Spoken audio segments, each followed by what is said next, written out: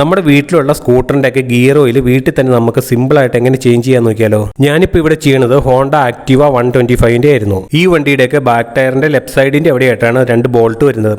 Drain ചെയ്യാൻ വേണ്ടിയും പുതിയൊരു ഒഴിക്കാൻ വേണ്ടിയുള്ളതും. ഈ രണ്ട് ബോൾട്ടുകളും 12ന്റെ സ്പാനർ ഉപയോഗിച്ച് നമുക്ക് അഴിച്ചെടുക്കാൻ പറ്റും. ആദ്യം നമുക്ക് മുകളിൽ വരുന്ന ബോൾട്ട് പയ്യെ ലൂസ് ചെയ്ത് വെച്ച ശേഷം താഴത്തെ ഡ്രെയിൻ ചെയ്യാൻ വേണ്ടിയുള്ള ബോൾട്ട് അഴിച്ചെടുക്കാം. ഈ രണ്ട് ബോൾട്ടുകളും അഴിക്കുമ്പോൾ രണ്ട് വാഷറുകളുണ്ട്, അത് മിസ്സാകാതെ സൂക്ഷിക്കണം. ഇവിടെ തന്നെയായിട്ട് മിക്ക വണ്ടികളിലും എത്ര അളവിലെ ഓയിൽ ഒഴിക്കേണ്ടതെന്ന് കൊടുത്തിട്ടുണ്ടായിരിക്കും. ഈ ഹോണ്ട ആക്ടിവ 125ലൊക്കെ 120 ml ആയിരുന്നു ഒഴിക്കേണ്ടത്. നമ്മൾ ഡ്രെയിൻ ചെയ്യണതിന്റെ അവിടത്തേക്ക് ബോൾട്ട് ടൈറ്റ് ചെയ്യണതിന് മുമ്പായിട്ട് എല്ലാം നന്നായിട്ട് ക്ലീൻ ചെയ്തെടുക്കണം. പൊടിയൊക്കെ ഉണ്ടെങ്കിൽ അതെല്ലാം ക്ലീൻ ചെയ്ത് വൃത്തിയാക്കണം. പുതിയ ഓയിൽ ഒഴിക്കണതിന് മുമ്പായിട്ട് താഴത്തെ ബോൾട്ട് ഇട്ട് നമുക്ക് ടൈറ്റ് ചെയ്തെടുക്കാം. ഈ രണ്ട് ബോൾട്ടുകളും ടൈറ്റ് ചെയ്യുമ്പോൾ ഓവർ ടൈറ്റ് ചെയ്യരുത്, മീഡിയം ടൈറ്റ് ചെയ്താൽ മതി. ഒരുപാട് ടൈറ്റ് ചെയ്ത് കഴിഞ്ഞാൽ ഉള്ളിലത്തെ ത്രെഡ് പോകാൻ ചാൻസ് ഉണ്ട്.